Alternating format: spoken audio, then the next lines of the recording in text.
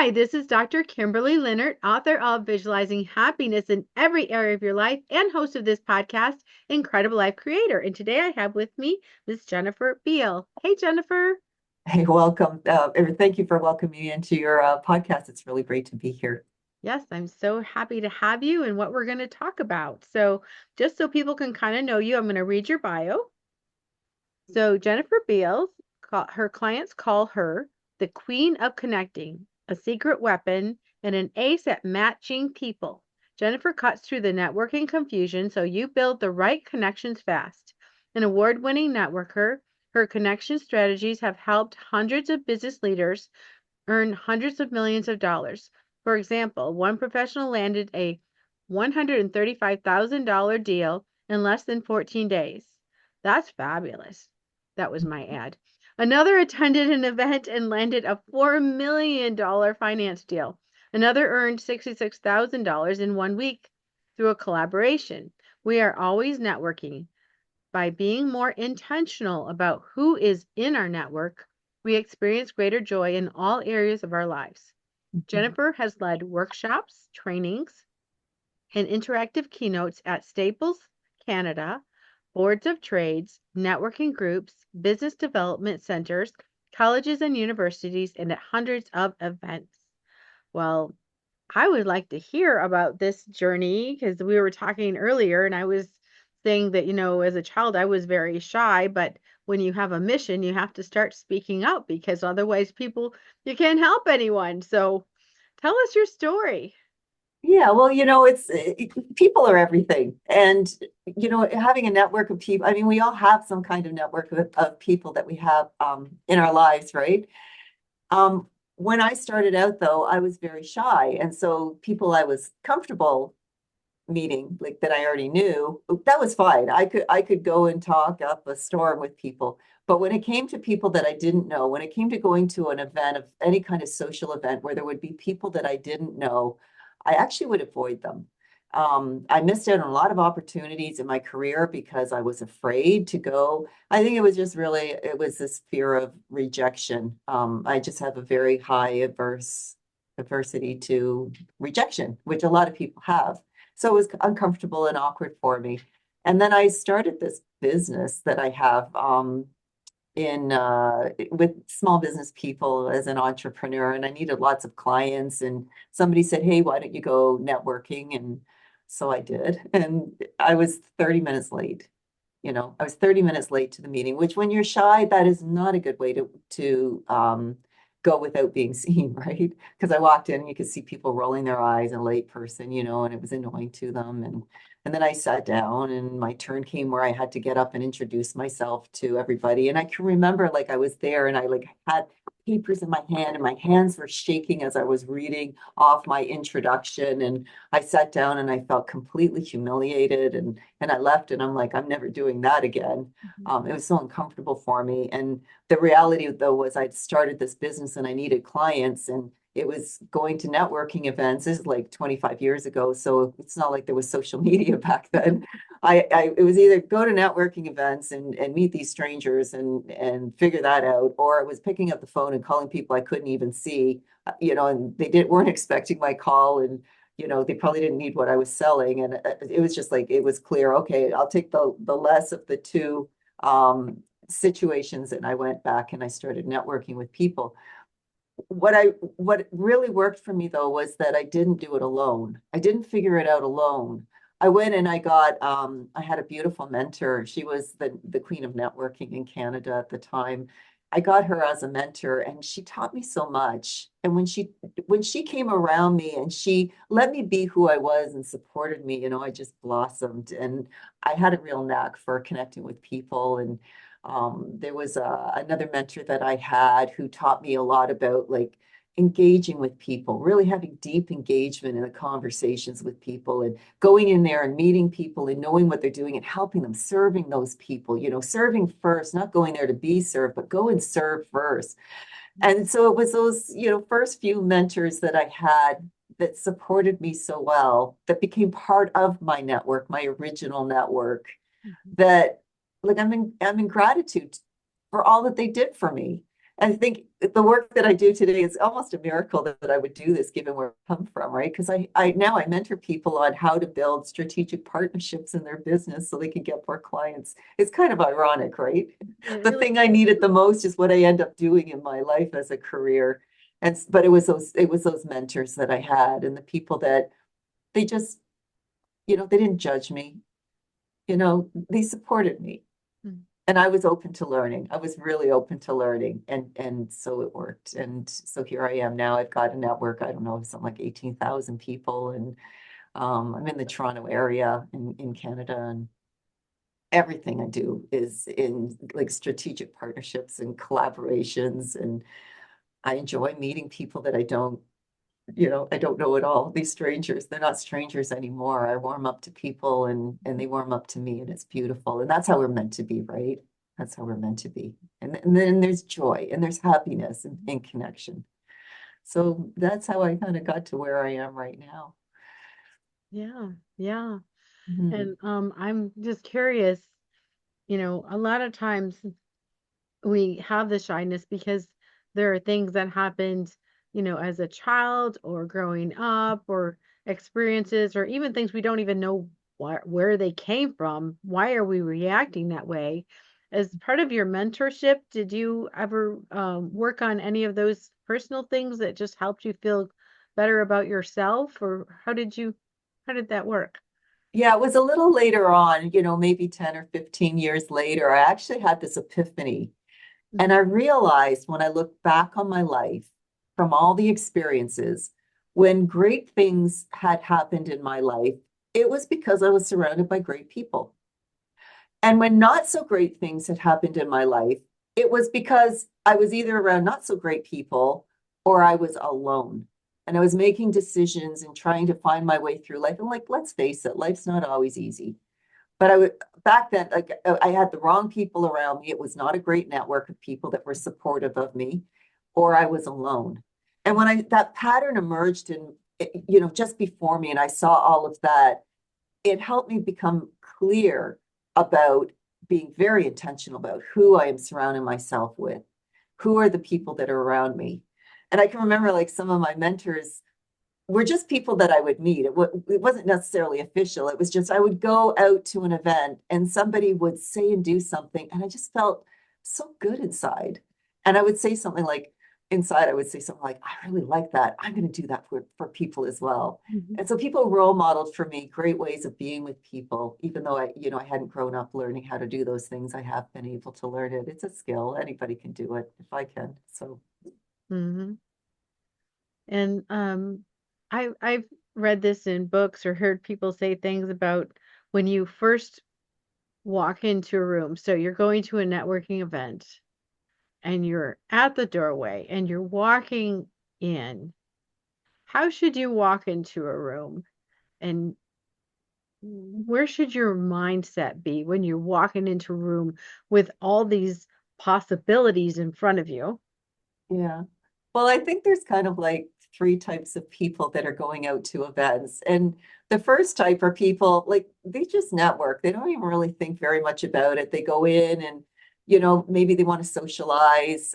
If it's in a business context, they might not even be concerned about doing it for business reasons. They just out there, socializing, being around people, and they're quite all right with that. So that's fine. And then there's a second type of people who are like how I was, 25 years ago or so, where I was very awkwardly shy and I would avoid those situations. I was anxious about meeting people. And in my mind, what would be spinning through would be, well, what if they don't like me? Or, what if nobody talks to me? Or what if there's this awkward pause in our conversation? What am I going to say and fill it in with? Or, what if, I don't know, it was just everything that was going through, and it would swirl and swirl and swirl, and I could talk myself out of going to the events. Mhm. And so I understand that. And I think that's the real downside of it is that people would avoid going out and meeting new people and being able to be enriched by other people if they're feeling that type of anxiety. And then the third type of people would be like how I am now. And I just realized that networking it's a skill, it's a capability. And I enjoy it. It's fun. I like meeting people. I find people interesting. And because it's a capability, I realize I just keep getting better at it all the time. It's just something to get better at all the time. And networking is something to enjoy. So I think it depends on which type of person somebody is when they're walking into the room and what their intention is.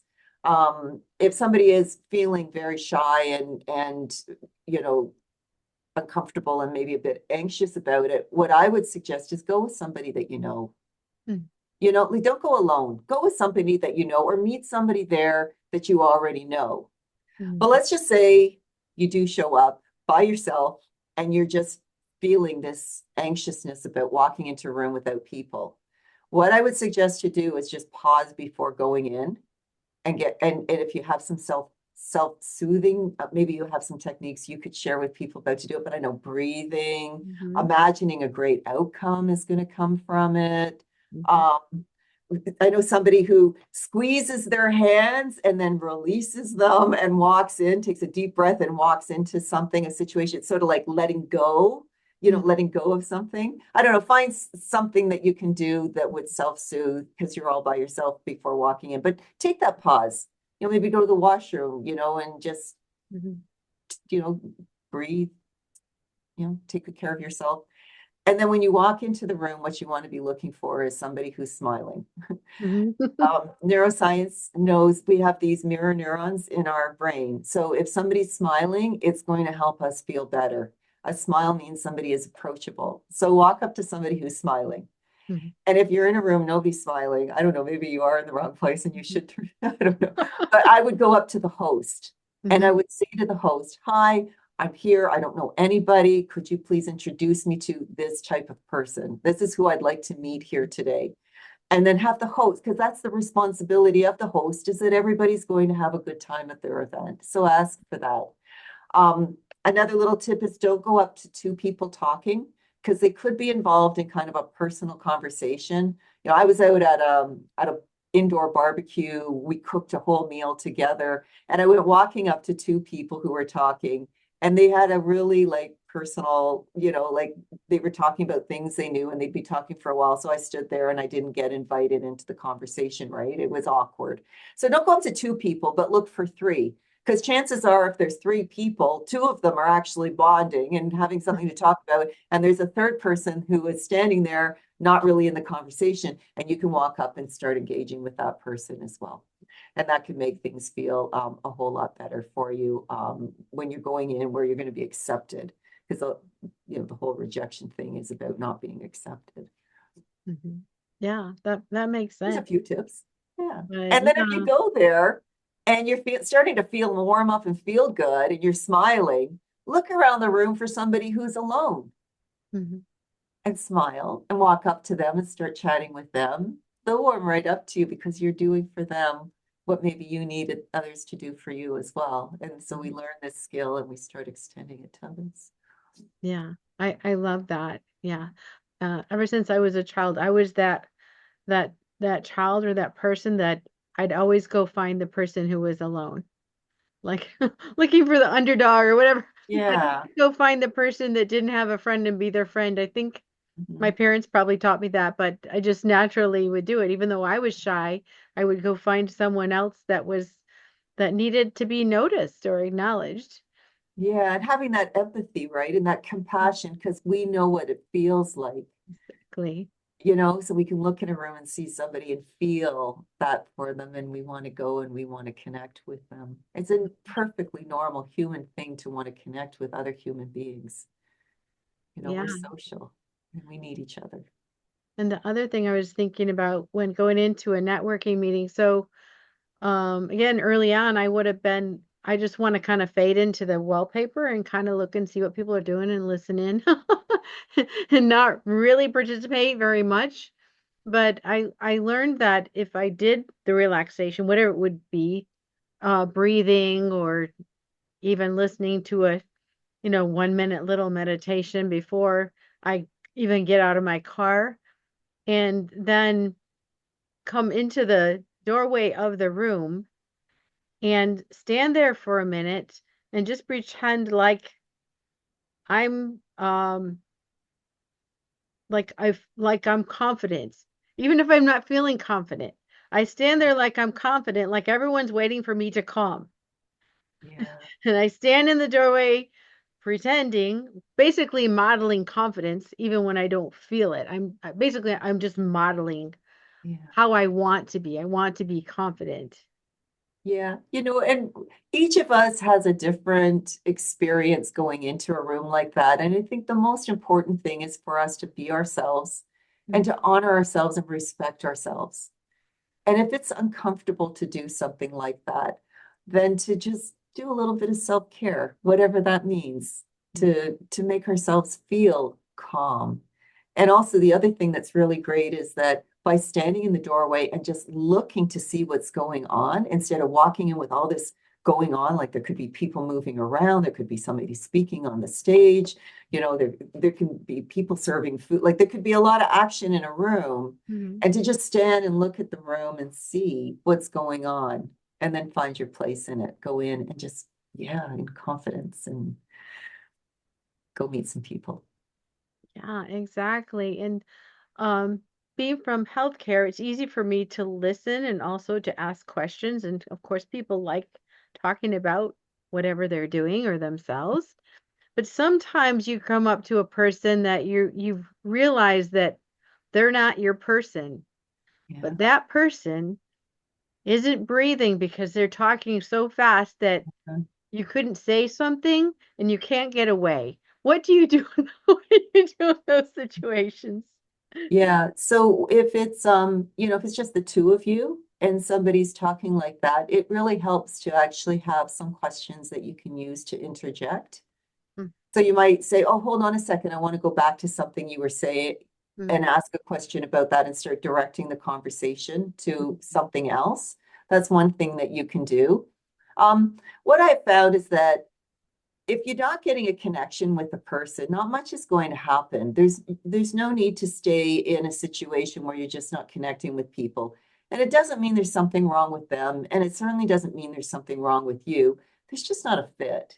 Mm-hmm. And so what you could say to somebody is, you could just go, oh, excuse me, I need to go to the washroom. So I'm just going to excuse myself. Or um, I'm going to go and get something to eat. I'm kind of hungry. I want to get a drink.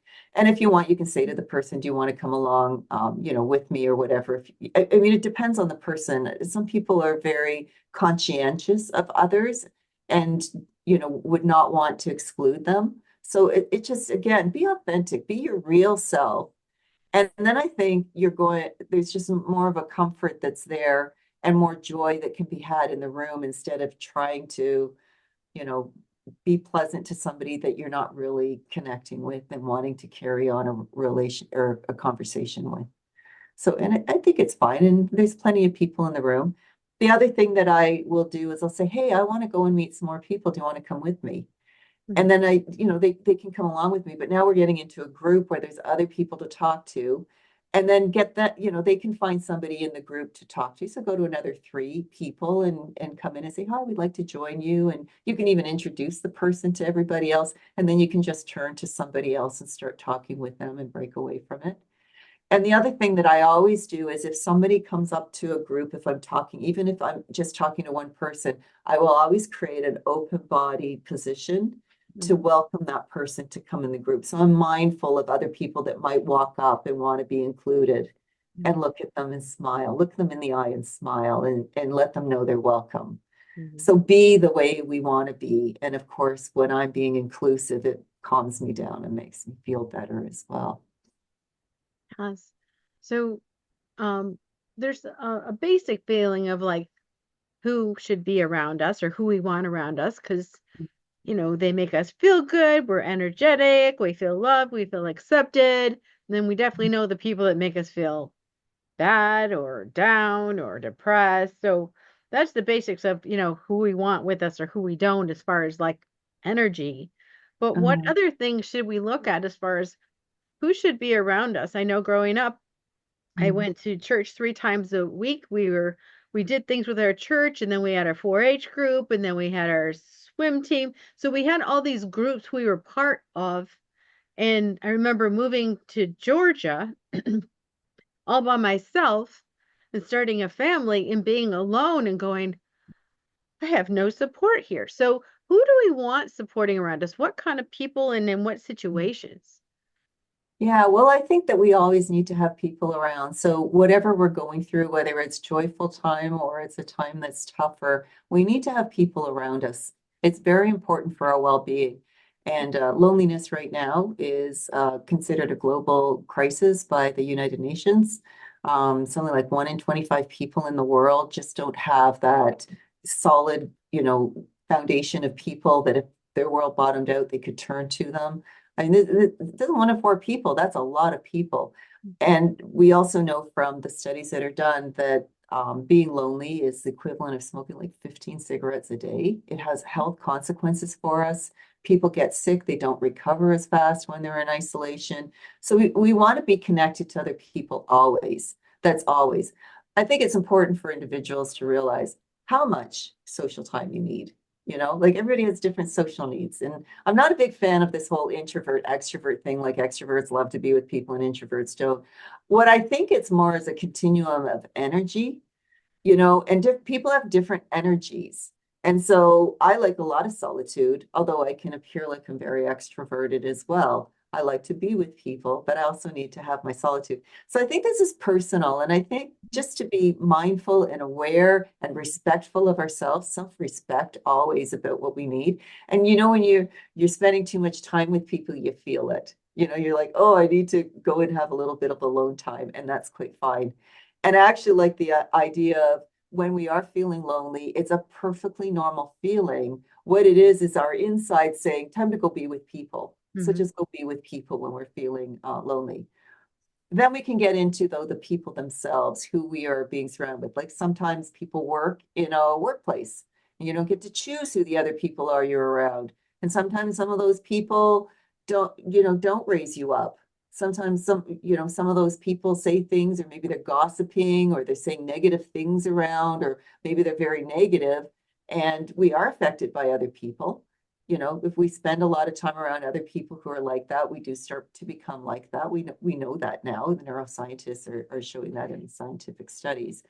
And so here's my friend Fatima, my business friend. She gave me this question as a guide always to use with people. And I think it's brilliant. And if you can remember this, use it.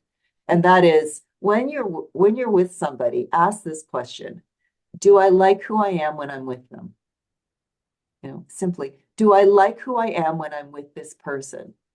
Do I like the words that are coming out of my mouth? Do I like the tone? Do I like the energy that I have when I'm with this person? Do I like the words that are coming out of their mouth and the way they're talking with me? Or are they talking at me? Are they belittling me? Or are they, am I starting to feel confused, or am I starting to feel less than myself? Mm-hmm. And if that's coming up, then that's an indication that this maybe isn't the best person to be around. And so whenever we're with people, just ask, do I like who I am when I'm with this person? And of course, in relationships, we have our times where, it gets a little messy and we need to go back and clear things with people. That's not what we're talking about here. I mean, we're going to have, little disagreements or whatever. Or maybe we're going to say something and then regret it afterward, or we need to go and apologize, or, we can have, we have those little things that happen. I'm not talking about that. I'm just talking about sometimes we're with people and they drain us. They just drain us. And so, when we're picking our network, it's important to pick people that we feel good about ourselves with, and they feel good about themselves when they're with us. And you feel that's connection, right? You Mm-hmm. feel it energetically, the connection is. So that's my tip for that is, do you like who you are when you're with somebody? Mm-hmm. Do they bring out your best? And do you bring out their best? Yeah. So when you're having a connection with people for business, so Mhm, there's some people that we do business with and we become really close, fast friends with.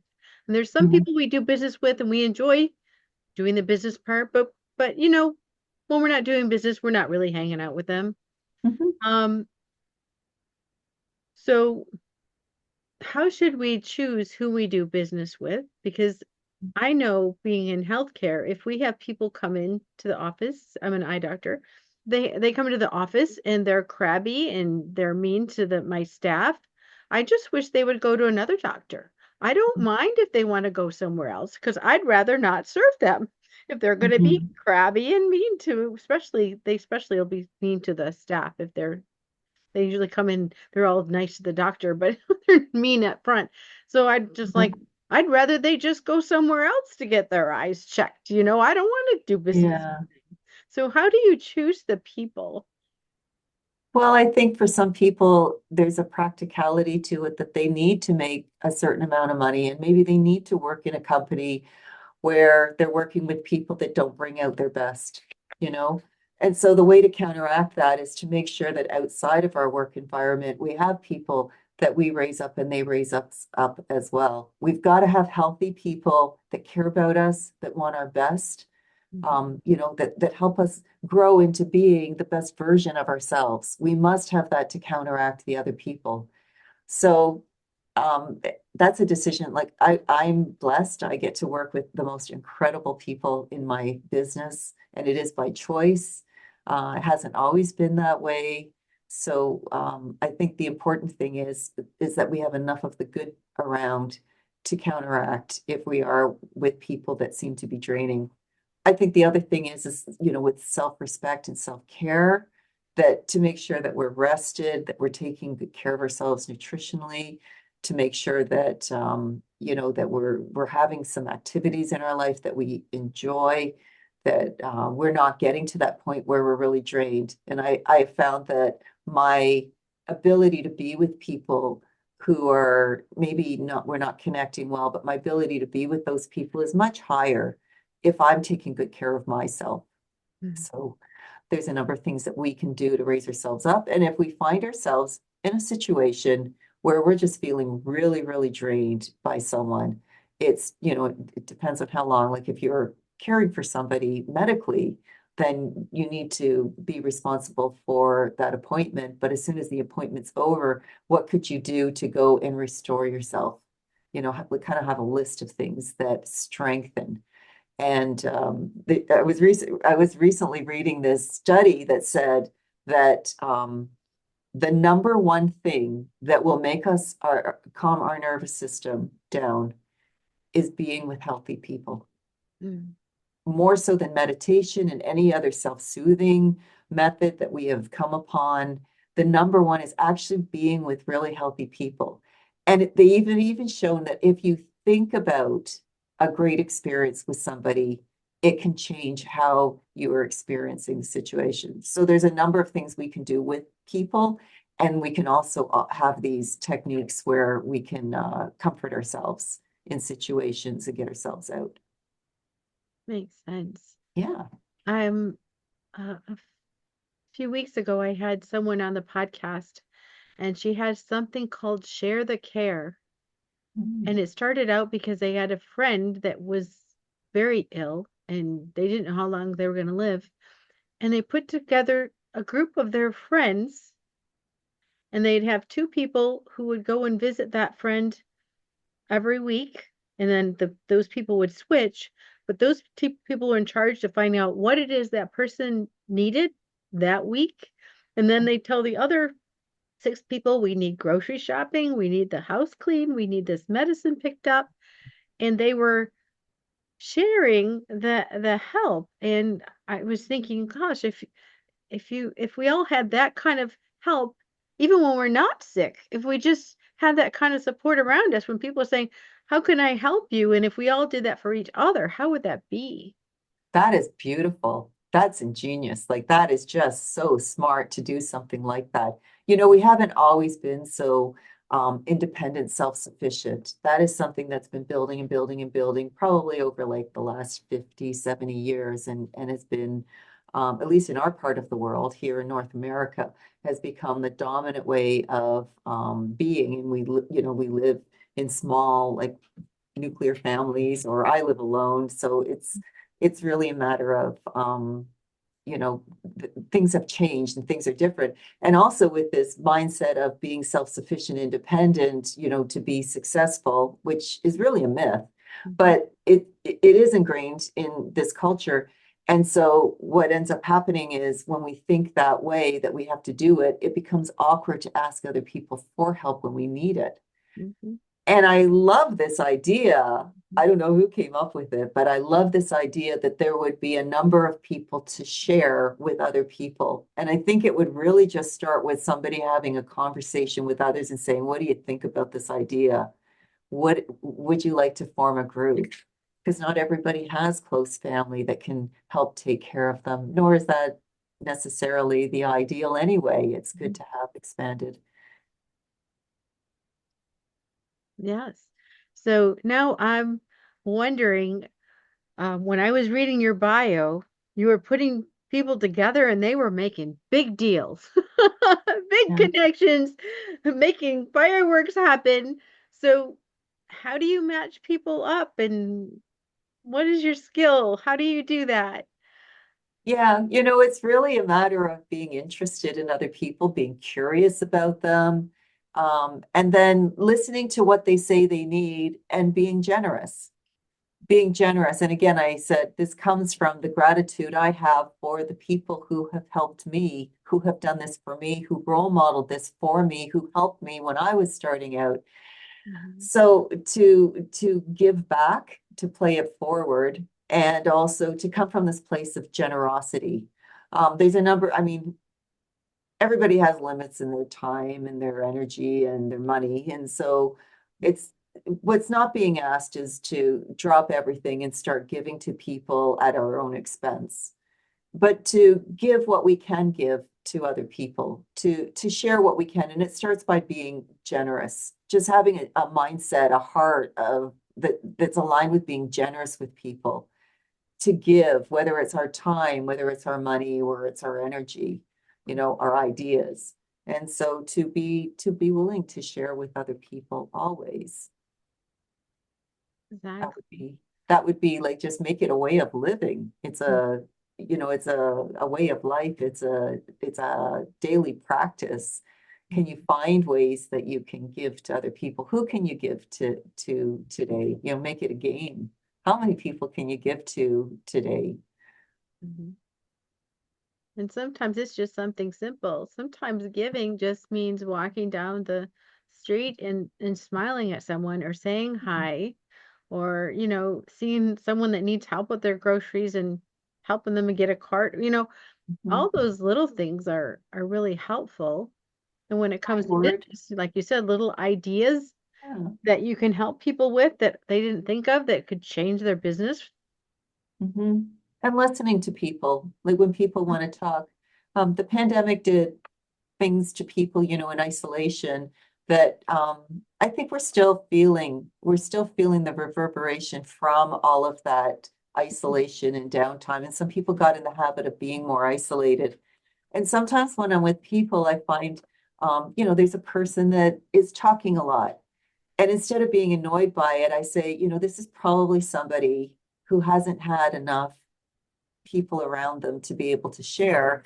And so I give them that space and I listen to them and I listen to what they need and then, you know, give something back to them, whether it's even just listening to them or maybe an idea. It doesn't have to be a lot, but giving something of ourselves and connecting with another person. Yeah, exactly. I have Mhm. that situation sometimes with my patients, even. There's some people come in and they just need to talk. And as long as I don't have, five people waiting for me, I just have a conversation with them because they just needed that. They just needed someone to talk to that day. We Mhm. all have days like that. And also making a connection to somebody else and saying, I hear what you're saying. I wish I had more to give you, but I do know somebody who maybe could be good support for you right now. Would you like me to introduce you to that person? Hmm. Or even just checking in with them and that do you have people around you that you can lean on right now during this time? Or do you have anybody who could help you and listen to you and help you solve this problem? Or what is your plan? What do you plan on doing with this? Is also a way to redirect it so that people are thinking about the actions and you can listen. What is their plan? And do you think their plan's a good one? And is there something you could add to the plan to make it even better? It is really easy to support other people in genuine ways, make a difference without it taking a lot of our time or or energy. Mhm. Just be kind. That's what one of my associates said. Why don't we just be kind? Mhm. Yeah, so true. And a lot Mhm. of times when we have a conversation with people and allow them to share themselves or their experiences or what they're doing, you can learn so much. And there's been times when I learn a lot from someone, and then 2 days later, someone says a problem they're having, and I'm like, I just met a person 2 days ago that could solve your problem. But if I hadn't have had that conversation with them, I wouldn't have had been able to refer them to this person who has this problem that I didn't know anything about. Mhm. And so, yeah, so taking the time to listen to people and connect people up. Now, when I work with clients, one of the things that, one of the principles is this, is that when somebody comes into our life and we have a conversation, it's meant to be. And so our responsibility as connectors is to help them on their journey. And that may be direct, they may become one of our clients, or maybe we'll become one of their clients, Mhm. or it may be indirect. And so maybe it's an idea, or maybe it's a connection to another person to help them on their journey. But I like to kind of see it that everybody's on a journey. Everybody has somewhere that they're working toward something that they're wanting to do to make their life a little bit better, or something they want to do because it would bring them joy. Mhm. And if we can be those agents of connecting them on their path, whether it's for a long journey or a medium journey or a short journey or just a brief, moment in time, to be that way with people, that we would help them on their journey. And in turn, what ends up happening is we find the people that help us on our journey as well. Mhm. And so it's the way it's meant to be. I mean, we evolved this way. This is who we are as human beings. We need each other. We need each other. Yeah, yes, we do. So if people wanted to work with you, this is the point where you tell us where we connect with Yeah. you, what services you have, how what you can do for them and why they should come and talk to you. Yeah. Well, I love connecting with anybody, and anybody listening to this, you're welcome to reach out to me. If you went to my website, jenniferbeale.com, there's an opportunity there to reach out and to meet with me. I'm always open to people. If you're in business, specifically in business, and you're looking for some strategies on how you could have better network around you, with some strategic partnerships, so that you get the leverage and you can grow your business faster and do bigger things in a shorter amount of time, then I do host a monthly webinar. I have other resources as well on my website. So if you were to go to jenniferbeale.com, you could find a way to reach out to me, or you could connect with me on LinkedIn. It's Jennifer Beale on LinkedIn. All right. Well, thank you so much. So now I have a personal question for you.